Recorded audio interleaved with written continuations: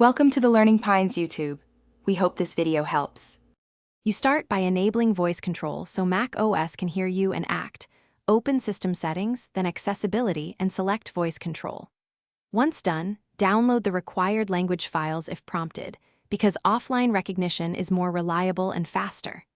Make sure to pick the correct microphone input, built-in, external, or headset, so your words register clearly.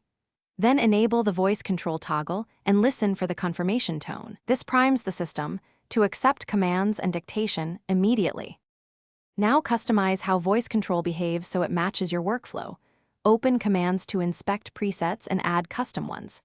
When creating a command, you define the trigger phrase, choose an action, run keystrokes, open app, paste text, and optionally include text input or variables, which is why customization saves time.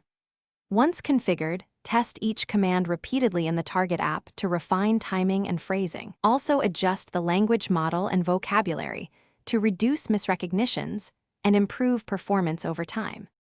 You can now use voice control for navigation, dictation, and automation.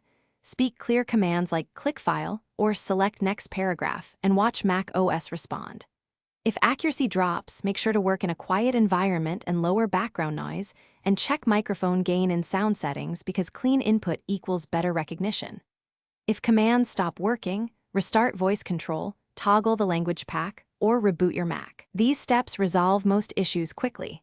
If not, retrain custom commands or swap microphones. Thanks for watching. Consider subscribing if we helped you.